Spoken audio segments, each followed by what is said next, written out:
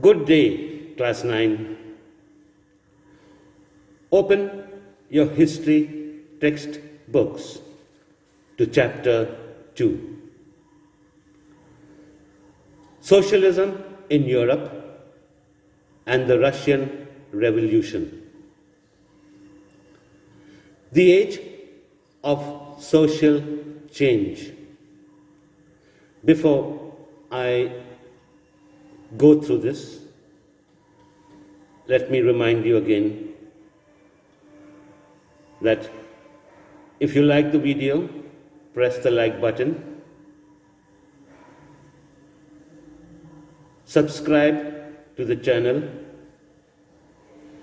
and press the bell icon. This will inspire me to make better videos. The age of social change. After the French Revolution, the powerful ideas of freedom and equality circulated Europe, meaning it spread all over Europe. It opened up the possibility of creating a dramatic change in the way in which society was structured. Before the 18th century, society was broadly divided into three estates. Now, you have already learned about these three estates when you were doing the French Revolution, the society during the French Revolution. And we also read that it was the aristocracy and church which controlled economic and social power. In many parts of Europe and Asia, new ideas about individual rights and who controlled social power began to be discussed. The developments in the colonies reshaped these ideas of societal change. Not everyone wanted a complete transformation of society. Some accepted that change was necessary, but agreed that the shift should be gradual. Some were conservatives, others were liberals and radicals. Now we'll see the ideas of each of these groups. What did they believe in? What did they want? The liberals, they looked to change society. They wanted a nation which tolerated all religions.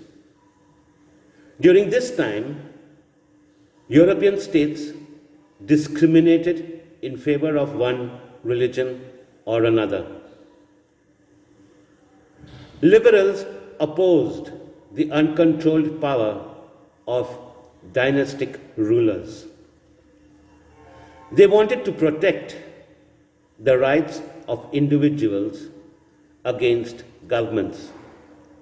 They wanted a representative, elected parliamentary government subject to laws interpreted by a well-trained, independent judiciary. However, they did not believe in universal adult franchise, that is, the right of every citizen to vote. They felt that men of property should vote. They did not want the vote for women. We move on to the radicals.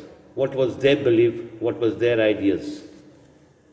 The radicals wanted a nation in which government was based on the majority of a country's population.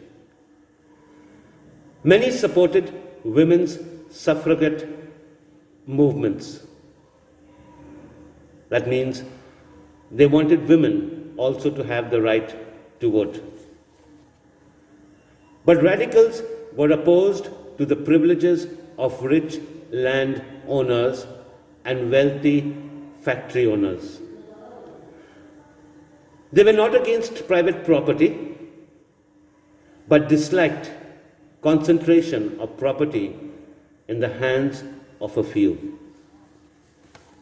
What were the ideas and beliefs of the conservatives? Conservatives were opposed to liberals and the radicals. But after the French Revolution, they too wanted change. By the 19th century, they accepted that some change was necessary, but believed that the past had to be respected and change had to be brought about through a slow process. Such differing ideals about societal change clashed during the social and political turmoil during the French Revolution. Now we go on to industrial society and social change. It was a time of profound social and economic changes. It was a time when new cities came up and new industrialized regions developed. Railways expanded and the Industrial Revolution began. Industrialization brought men, women, and children to factories. Work hours were long and wages were poor. Unemployment was common, especially during times of low demand for industrial goods. Housing and sanitation were problems, as towns were growing at a fast pace. Almost all industries were the properties of individuals. Many liberals and radicals were often property owners and employers. They believed in the value of individual effort, labor, and enterprise. If the poor would labor and were supported by individuals with capital, they believed that societies would develop. Some nationalists, liberals, and radicals wanted revolutions to put an end to the kind of governments established in Europe in 1815. In France, Italy, Germany, and Russia, revolutionaries worked to overthrow the kings. Nationalists spoke of nations where all citizens would have equal rights. Coming of socialism to Europe, the visions of how society should be structured was put forward by socialism. By mid-19th century, in Europe, socialism was a well-known body of ideas that attracted widespread attention. Socialists were against private property and saw this as the root of all evil. Why? Individuals who owned property gave employment, but these individuals were only concerned with gain or profit. and not with the welfare of the workers. If society as a whole controlled property, more attention would be paid to collective social interests. Socialists had different visions of the future. Some believed in the idea of cooperatives. For example, Robert Owen. He was a leading English manufacturer who began building a cooperative community called New Harmony. Other socialists felt that cooperatives should be started and managed by governments and not individuals. For example, Louis Blanc. He wanted the government to encourage cooperatives and replace capitalist enterprises. These cooperatives were to be run by people and divide the profits according to the work done by members. Karl Marx and Friedrich Engels added other arguments. Marx argued that capitalists owned capital invested in factories. The profits were produced by workers. The conditions of workers could not improve as long as the profit was collected by private capitalists. Therefore, capitalism and private property had to be overthrown. To free themselves, workers had to form a socialist society where all property was socially controlled. This would be a communist society, the natural society of the future. Support for socialism. In the 1870s, socialist ideas spread through Europe. Socialists formed an international body called the Second International. Workers in England and Germany began forming associations demanding for better living and working conditions. They set up funds for members in times of distress and demanded a reduction of working hours and the right to vote. In Germany, these associations worked with the Socialist Democratic Party and helped it win parliamentary seats.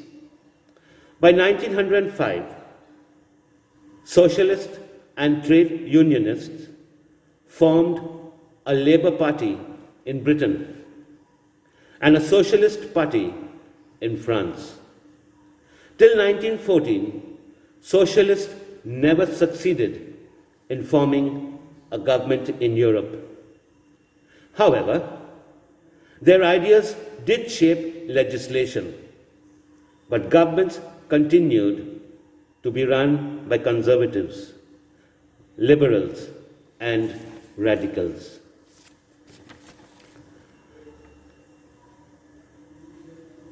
We move on to the Russian Revolution. Socialists took over the government in Russia through the October Revolution of 1917. The fall of the monarchy in February 1917 and events of October are normally called the Russian Revolution. The Russian Empire in 1914. In 1914, Tsar Nicholas II ruled Russia and its empire. His empire was vast, which included Central Asian states as well. The religion of the majority was Russian Orthodox Christianity. The empire also had Catholics, Protestants, Muslims, and even Buddhists. What about the economy and society?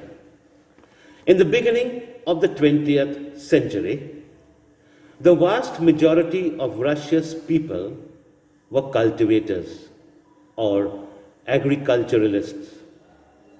About 85% of the Russian Empire's population earned their living from agriculture.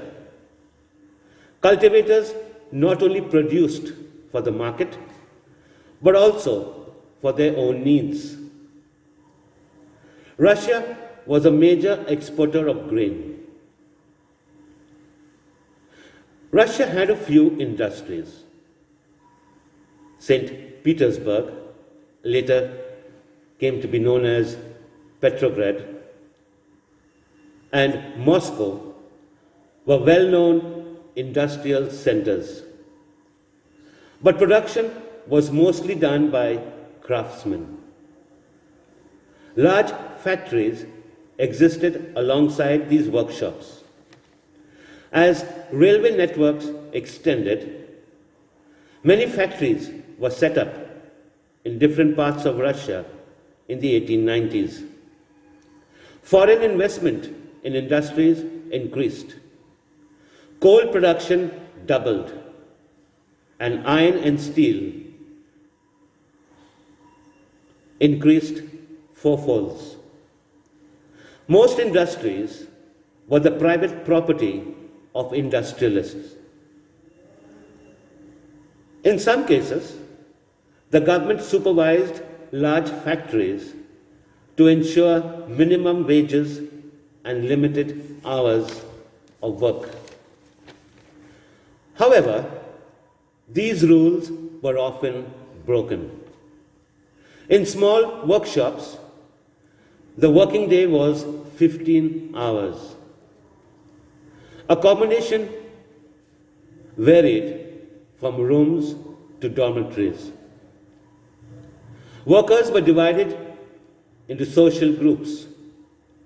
Some had strong ties with the villages they came from, while others settled in cities permanently. Workers were divided by skill. Women made up 31% of the factory labor force, but they were paid less than men. This was a common practice even in France. Divisions among workers were seen in their dress and manners too. Associations were formed to help members in times of need, unemployment, or financial hardships. Though workers were divided, they did unite to strike work when they disagreed with employers about dismissal or work conditions. Strikes were frequent in textile industries during 1896 and 1897. It spread to the metal industries in 1902. In villages, land was cultivated by peasants. Most of the land was owned by the nobility, king, and the church. Peasants too were divided. They were also deeply religious. Some had no respect for the nobility. Why? Because nobles got their power and position due to their services to the Tsar, not through local popularity. Peasants wanted the land of the nobles. Often, they refused to pay rent and even killed landlords. This happened on a large scale in South Russia. and slowly spread all over Russia by 1905. Russian peasants pooled their land together periodically. The commune divided the share or the profit according to the needs of individual families. This was a kind of cooperative society like we have today.